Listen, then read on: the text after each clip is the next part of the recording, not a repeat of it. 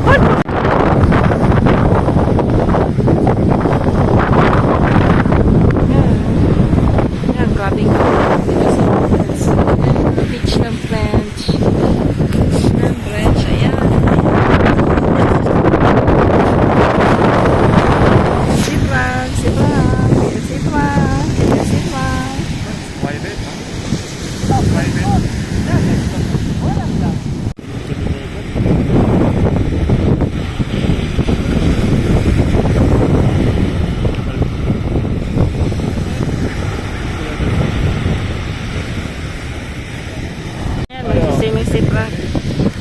19 degrees yung water.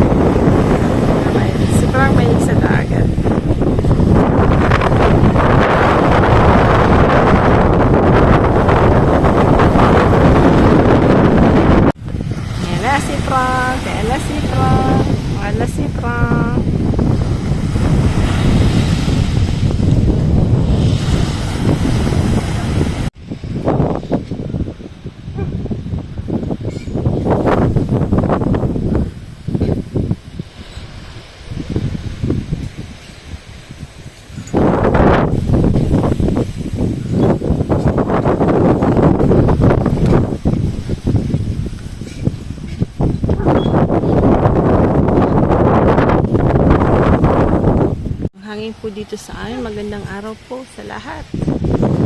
Yan. Malas-malas nila mamindad kasi gusto na nilang mag-beach, kaya lang po sobrang hangin. So almost 1 week na pong mahangin. At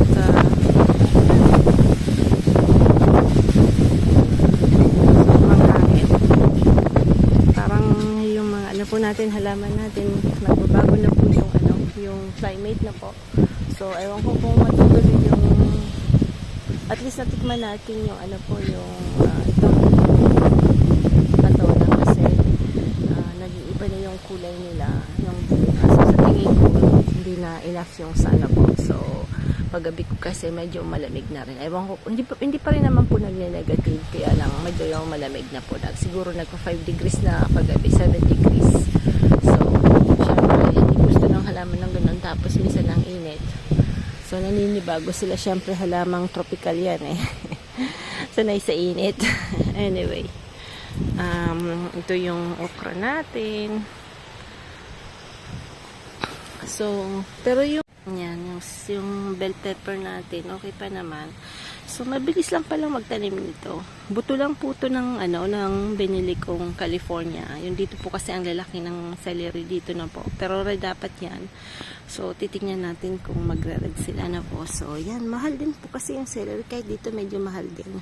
So, pwede nyo pong imbakin yan, no? Pwede nyo pong lagay sa freezer. Tapos, pag wala naman po kayang freezer, pwede nyo po siyang ilagay sa oil nyo po para magtagal. Parang iihawin nyo muna siya. Parang i-dry nyo po lang. Tapos i-ano nyo po sa olive oil. Yan. So, pwede po yung imbakin. O kung pwede rin yung sa Ayan. Kasi parang family siya ng sili, di ba po? So, ang lalaki. Yan. Ako po ay natutuwa sa kanila.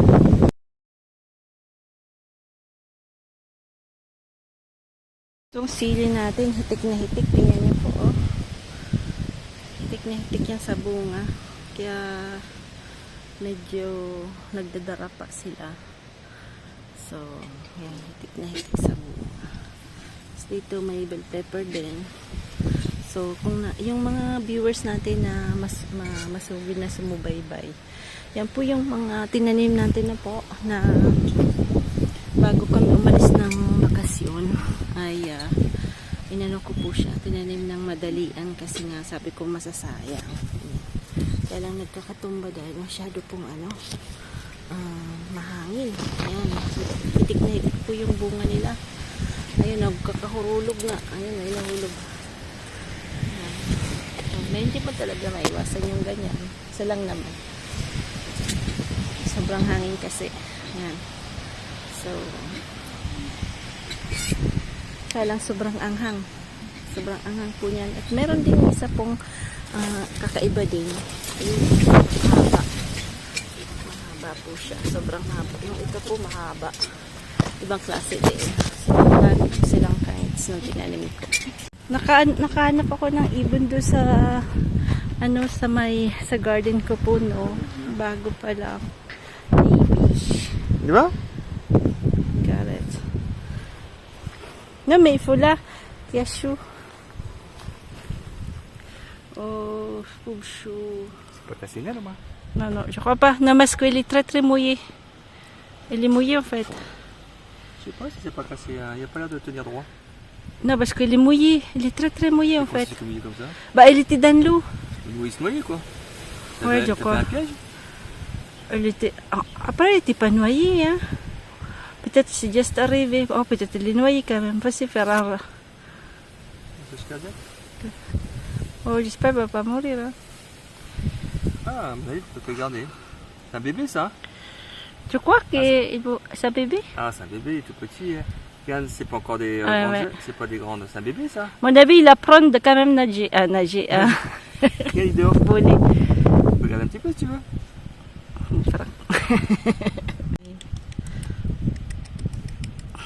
C'est maman? C'est maman là-bas? Maman? Maman? C'est maman, bébé? Maman? Maman? Oh, boubchou.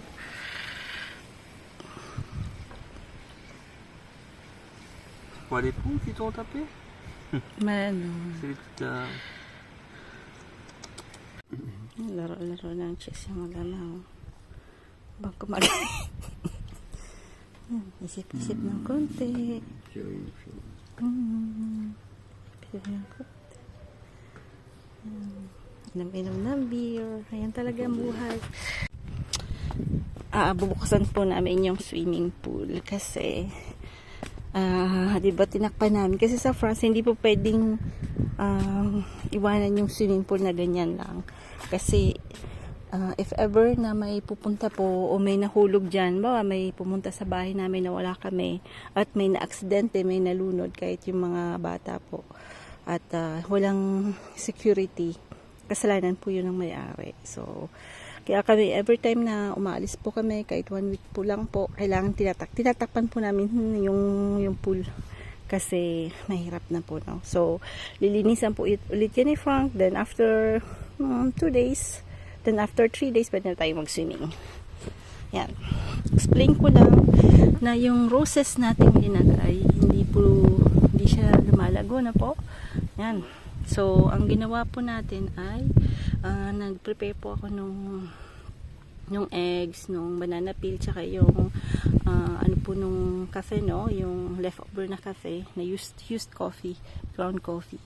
Minimix natin yon yung tatlong ingredients na yon at magiging, pero acid yun na konti, no? So, titingnan nyo po kung po pwede sa mga halaman, no? Kasi yung roses, gusto niya yon. So, pwede naman po, ako nailagay ko na rin po yun sa ibang halaman. Ihahalo nyo lang po sa lupa, no? Parang magiging organic fertilizer natin. So, papakita ko po kung paano natin gagawin yon. Ayun si ma'am. Si mami, tinutulungan akong maglinis-linis ng solar. Tapos, ito na yon. So, nag-DIY lang ako nung pinutol ni Frank nung trunk nung isang araw po nung last video. Ginawa ko tong pambayo na po. Ito, dala ko pa to galing rin yung malaking trunk ng bamboo, no. So, hinalo ko po dyan lahat. Yan. Tapos, binabayo ko lang yan.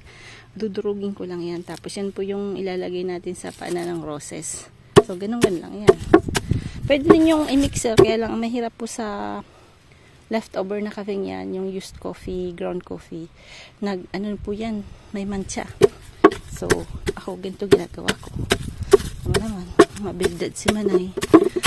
Kakapanood pa naman kay MacGyver eh. Yan.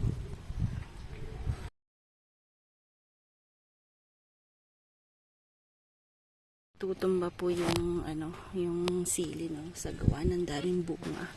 So, yan na, pupula na po siya. So, malapit na rin maano na rin natin pag mapula na po. So, tapos ito mga sili rito.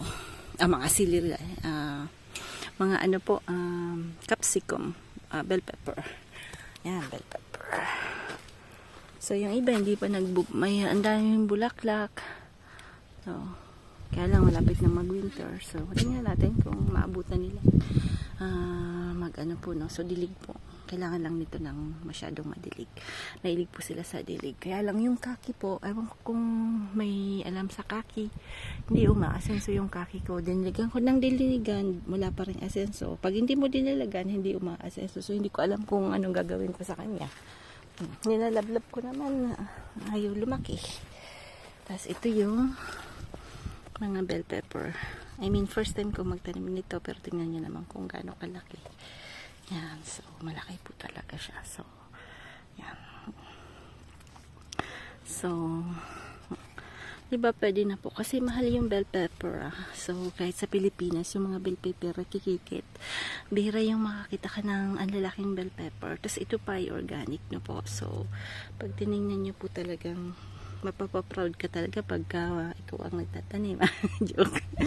So, ayan. Tapos, ito naman, isang klase. Yan, medyo mahabang konti. Pero nagpapahanap ako kay bro. Kay bro ng yung kinakain ng mga tsekwa sa ano.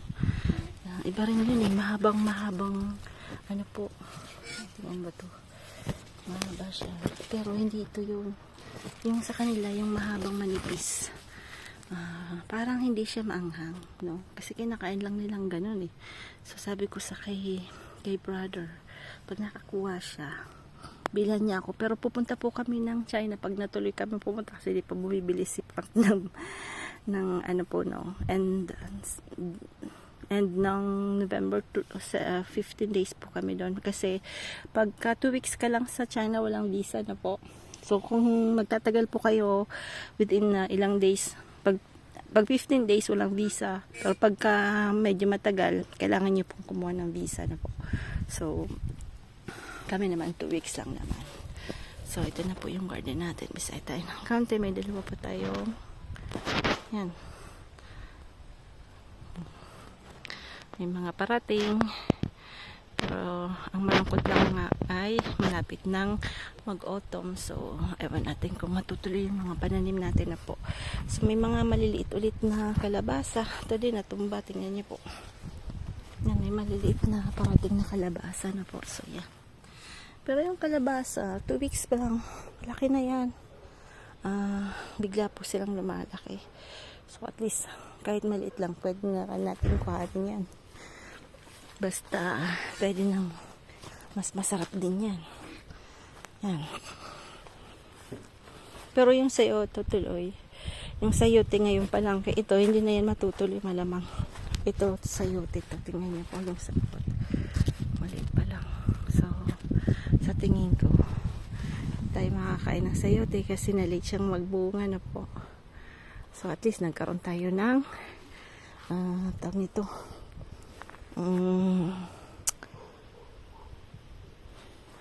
Yung ano ba, patolan po.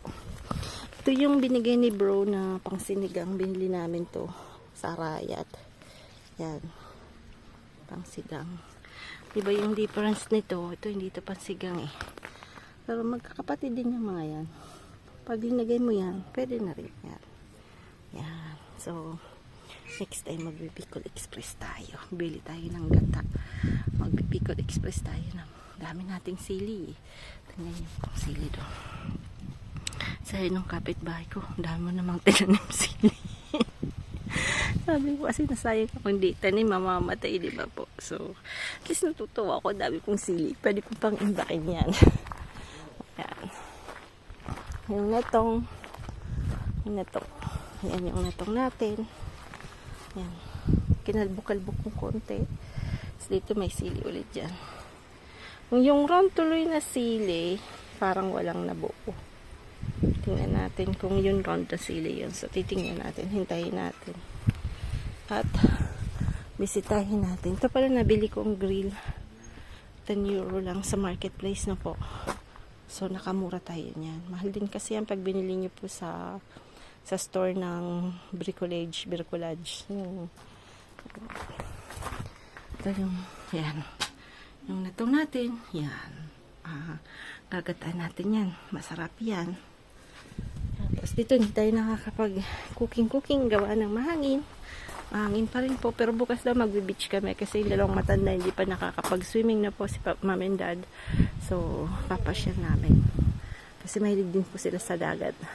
Shokoy din yung dalawang yun. Pero mas shokoy talaga si Frank kasi si Frank talaga ay napakahilig niya talaga sa ano po, sa dagat. Ayun yung manok natin, ayun.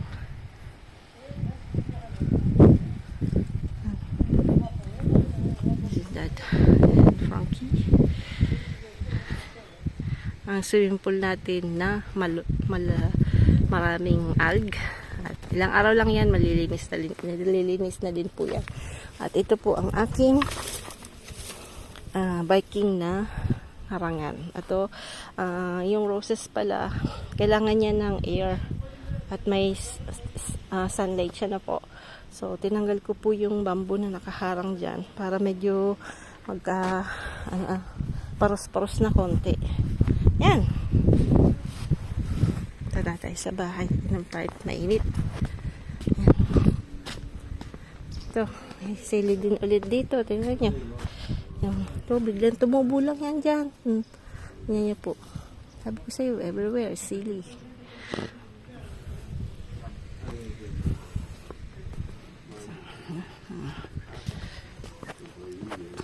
Uy, malangot si Pat. Yeah, it's flying. Kulangot It's ka. not flying. Kulangot ka. Pumunta kami dito sa San Ciprian. Dito yung dati namin pinupuntahan na po. Ito yung talagang beach na maraming tao pag summer kasi may may post de sucur, no? Lifeguard. Pero ngayon, September na po. Ayan, September 18. So, wala nang gaanong tourist. But today, ang daming waves.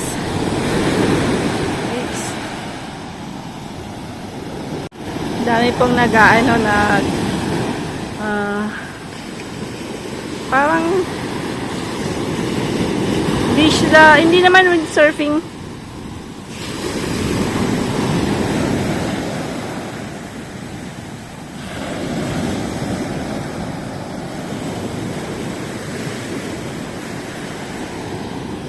Dagat dito. Lawak po. So, pag pupunta kayo, hindi gaya yung sa ibang lugar na parang masikip. Dito po sa Mediterranean, yung sa France po, along Mediterranean, ganyan lahat ang beach. So, talagang public siya na po. So, walang bayad. Ang mahirap lang maganap yung parking. Para pag ngayon, wala nang bayad yung parking na po. Pag summer, may bayad po. Medyo pag whole day, siguro mga 6 euros po yung bayad mo. So, syempre kung everyday, mahal din na po. So, pero pagka September na, out of season, hindi na po siya ganun kamahal. I mean, ano na lang, mura. Wala na po. Libre na lang po yung ngayon si Frank. Mihi si Frank.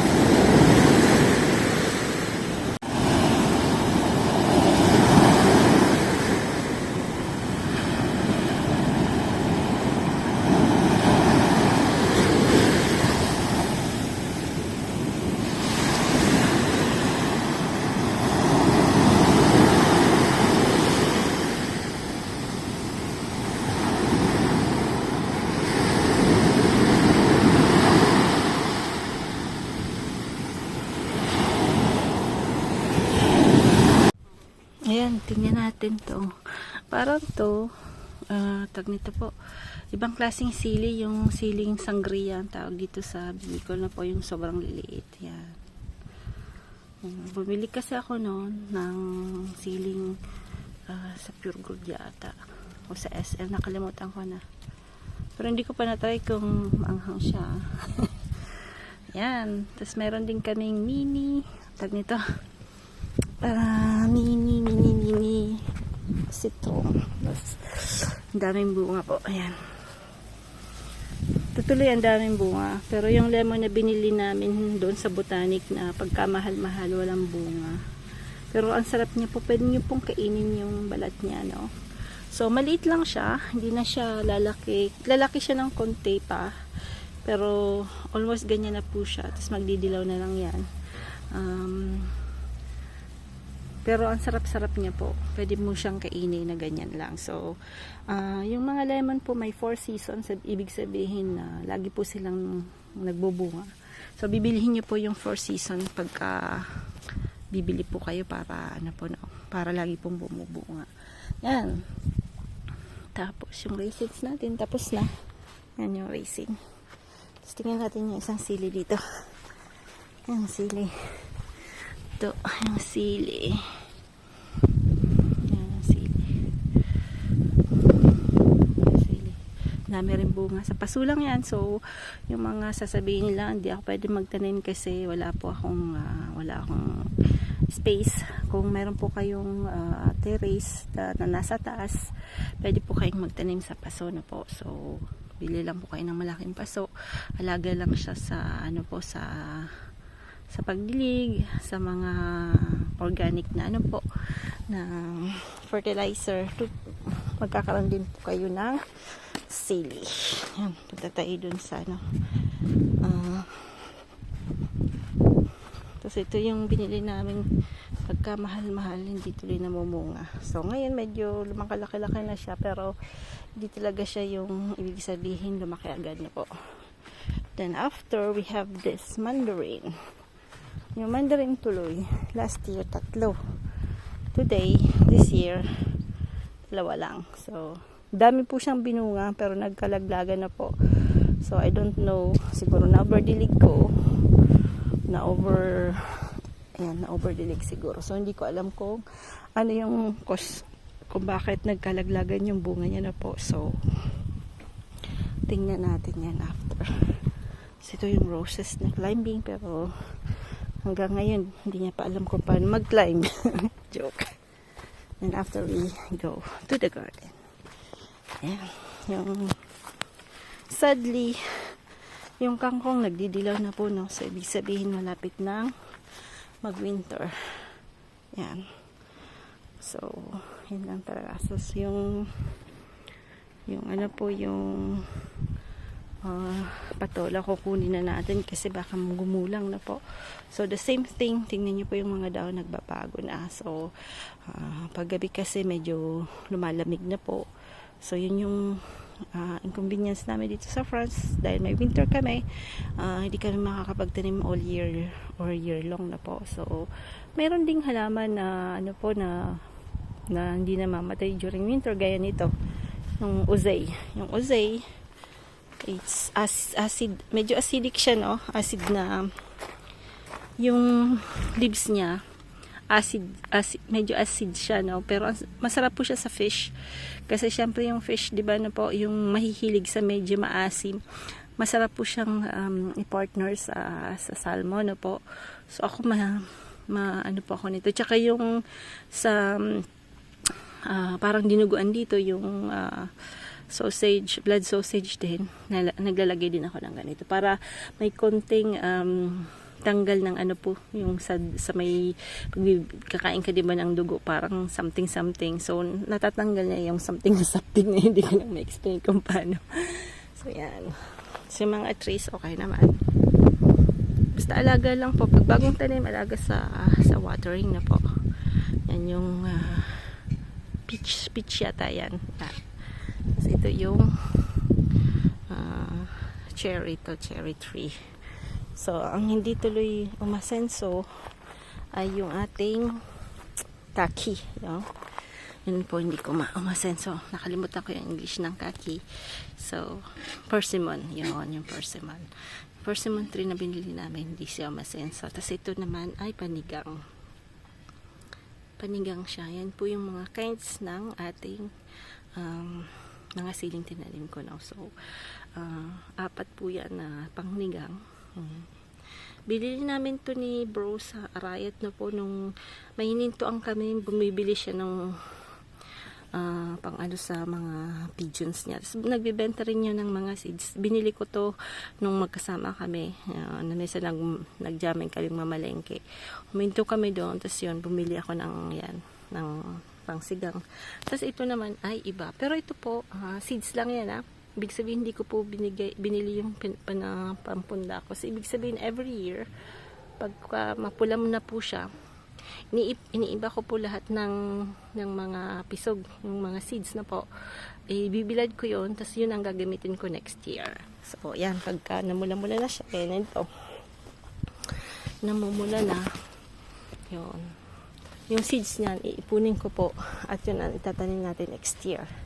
So, ganyan lagi, yung yearly, yun po yung ginagawa ko. At ito ang aking pamatay. Yan, yung pamatay natin ay ang bell. English niyan ay bell pepper or capsicum.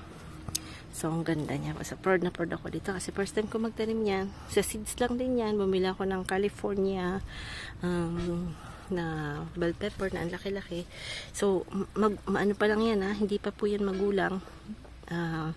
Big sabihin siya ay mag-red pa. Pero, kita mo naman po talagang super duper laki. Yung mo sa kamay ko. Laki, diba? So, madami yan.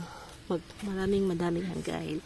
Diba po, yung mga nanonood mula pa noon, siguro meron naman. Ayan, ay tinanim natin bago magbakasyon. Lahat tinanim natin kailang overcrowded. Pero magbunga din.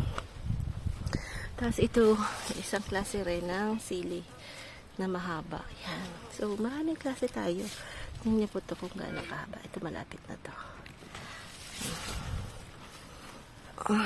So, marami tayong sili. Hindi lang isang klase. Siguro mga 5 klase to na sili. Si Manay, adik sa sili. Ito naman, tignan mo ko to. Kung gaano ito kaganda. Yan, haba. Yan, ganun siya kahaba. Ito naman, daming bunga. Ganun pala, kaganda yung bunga niya, no? So, nagpupula na po. Yan. Pero hindi yan yung panigang. Yan, dami pong bunga. Sili.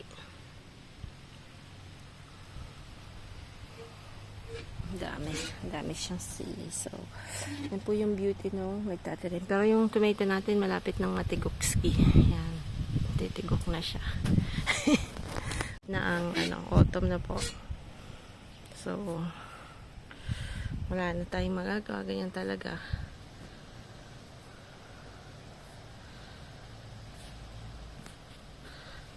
Hindi na nagsusum masyado ang aking ayan, nagluloko na po yung telepon ko dito sa kabila, ganun din guys, puro sili. Yung okra natin ayun,